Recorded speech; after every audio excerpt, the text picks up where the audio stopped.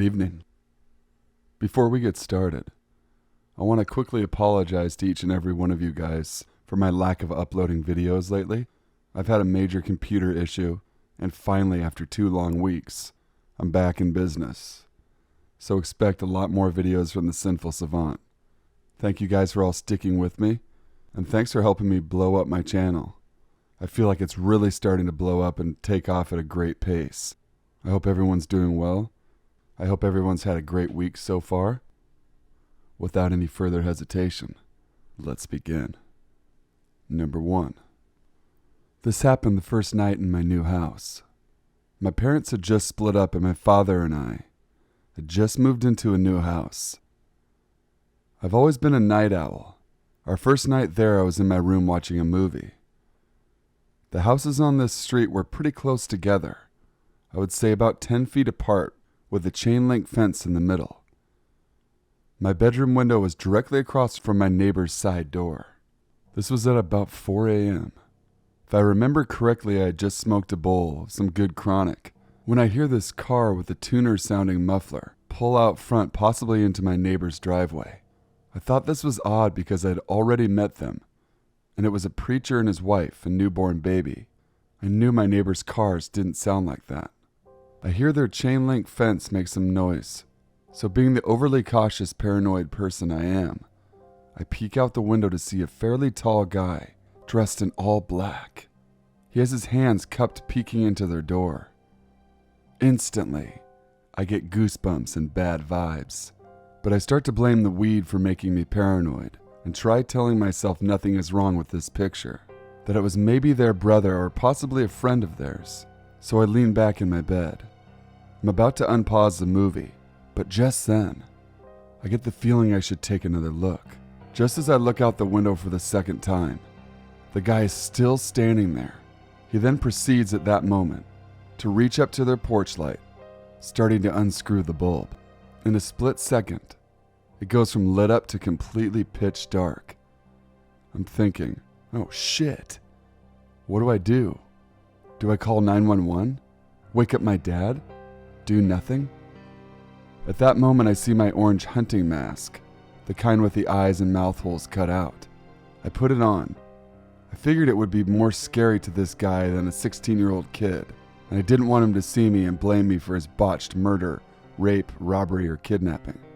Also, I was stoned and it seemed like a good idea. So I put on the mask, peek my head beside the shades, and have my face by the glass. I knock really hard, like 4 times. The guy turns around. I wave as creepy as possible. I couldn't see his face, but he was probably shitting bricks, ran as fast as possible, and peeled out. My dad went over in the morning after I told him and informed them what happened. They found their light bulb untwisted and a huge knife lying on the ground. Number 2. This was over a year ago, when me, my little brother, and my mom lived in an apartment complex out in Howell, Michigan. I was 18 at the time, and I'm 19 now. Now some backstory to this. Both of my parents were divorced. I would stay at periodic times with both of them. My mom had moved several times from Jackson to Flint to Detroit, and finally Howell. She has her own place now in a different city, which is great though. Well, Howell is a small town between Brighton and Lansing, for those who don't know about it, and it's rather redneckish, although some famous people are from there. Good and Bad has a lot of Klan support, sadly, but the rapper Bones is from my town, which halfway redeems it. Anyways, it seemed like a normal day. Walk for a half hour or so to the small gas station just across from the mayor to get a nos and a couple monsters. While there, some guy was behind me too close for my comfort. I'm not a homophobe or anything, but I'm a bit introverted and don't like people too close to me unless I know them well or I think they're cute. I bought the nos and monster, thanked the lady behind the bulletproof glass, and turned to go on my way. I'm usually able to tell someone's emotions or feelings if they're trustworthy or not. Most of the time, since I've always been able to naturally pick up on that. As I looked over, This guy was between somewhat skinny and pudgy, with some pretty lifeless eyes. Now, I felt like someone was staring at me, and it was the dead of the summer, and during the day, it was very muggy out. I kind of turned around to look, and the guy who stood so close behind me earlier was only 20 feet away. I didn't hear what he said, but it sounded like, "You're just like me." I didn't know what he meant, so I kind of laughed it off and said, "What? I didn't hear you." He didn't really say anything and kind of walked off. I figured, finally he left me alone. I can go home, order some Chinese. Anyways, I got home and nothing seemed out of the ordinary. It's about 10 p.m. and night rolls around. I'm sitting in bed Skyping with my friend who was in New York. We were talking about some annoying people on a web browsing game we played called Nation States. That's when I heard what sounded like faint scratching. I ignored it at first, thinking it was just the neighbors. But then I heard a large slap against the glass. I thought, what the fuck? And was a bit uneasy. I decided to pull back the curtains, and there was the same weird guy from before, staring back at me. Now I shared a bedroom with my little brother, who was just going into kindergarten, and I slept on a pull-out while he slept on his own bunk bed. I immediately felt my heart drop for a moment. I wasn't sure what happened next, because it seemed so surreal. I told my little brother to get up, go into my mom's room, tell her to call the police, because a man was outside. I immediately ran out of the room, after basically pushing him out as quickly as possible, and I went to the side of the closet where I kept my stuff. Now my dad didn't like me living in the big cities alone with my mom, so he bought me a gun to protect myself when I was younger. It was a long .30-06. I've always kept it unloaded and on safety. Well, I loaded that thing up and took it off safety. Then the patio light went off. This dude was trying to break into my house and force the door open. I immediately pulled the rifle up and yelled at him that if he tried coming through the door, I'd fucking murder him. Obviously not the best word choice, since we lived on the bottom floor and had neighbors above us. Not only that, but it could have been bad if I had shot him before he passed through the door. He kind of froze up and then got a hold of himself and bolted. My mom came back having called the cops and was terrified to death, since she originally thought my little brother just had a nightmare, but saw me with a gun. The cops eventually came and then left. There wasn't really any evidence, and the description I gave never went anywhere.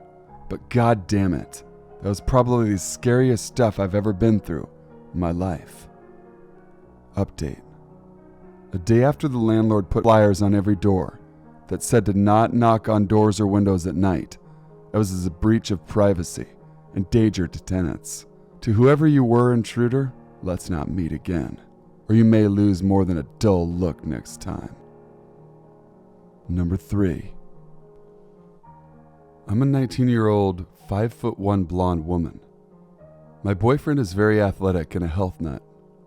He wants me to get in shape and start being healthier and more into fitness. I liked the idea since I had recently gained about 10 pounds and wanted to lose the weight. So, we started going running together almost every night, sometimes around my neighborhood and sometimes at this canal by his house. I should mention, we live in a far east mesa of Arizona, almost 5 minutes from Apache Junction, which is a very ghetto, full of tweakers and homeless people and everything of the sort. So we go running at the canal this time. It's about 8:30 p.m. My boyfriend and I stretch together and start off jogging. I'm out of shape and can't go for very long without stopping, but he can run for miles at a time. I tell him I'm just going to go at my own pace, and he can run ahead of me, and I'll see him as he makes his way back. We've ran here many times before, so I felt fairly safe. Big mistake. He runs off and is quickly out of my sight. I'm slowly jogging as some time goes by, and there is a bridge behind me that has a fence with an opening to get to the canal. Beside it is a sidewalk. I see a man with a light on his bike riding on the sidewalk near the fence, and I don't think much of it at first. I look back again a few seconds later and notice the man went through the fence and toward the canal, and I noticed he turned off the light on his bike. I instantly had a very bad feeling about this. I put my hoodie up and tried to look as manly as possible, but being a small person and having a feminine walk probably didn't help. I was walking at this point and ignored the man, expecting him to ride past and that I was overthinking it. But the man slowed right beside me and started to talk to me. I was absolutely terrified at this point. He was quite obviously homeless or something, and as he had messy dreads and a scraggly beard, beat up clothes and a big backpack, he started smiling at me and asking, "Hey, beautiful, how are you? Why are you out here so late? It's not safe to be by yourself." I then told him I was out running with my boyfriend, that he was making his way back, and will be back any second now. He then proceeded to say, "I don't see any guys out here." With a very unsettling grin, he began asking me personal questions and looking me from head to toe. I wanted to run or scream for my boyfriend at that second, but I couldn't move. I was in shock. My throat was all lumpy like when you're holding back crying, and my heart practically fell out of my ass. I was so scared.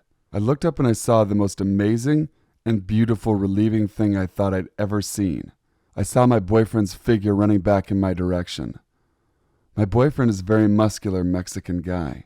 He's not too tall, but he's very strong and has lots of boxing experience. I told the man, "Hey, there he is now," and pointed towards my boyfriend. The man wasn't smiling anymore, like he had been the whole time, and his voice became very monotone and said, "Oh, I see. Lucky you. Stay safe tonight." And he rode past my boyfriend, who stared the guy down as he rode by him. My boyfriend asked if I was okay, and I told him we needed to leave and go to his house immediately. Once I felt far enough away from the man, I told him what had happened. Let's just say we stay together when we run, and we only run around my neighborhood now. Man on a bicycle at the canal. Let's never meet again. Thank you guys so much for watching the video. Please make sure to like, comment, share, and subscribe if you haven't already. Be sure to email me your scary stories. My email is in the description box below. I hope everyone's doing well. Till we meet again, stay sinful.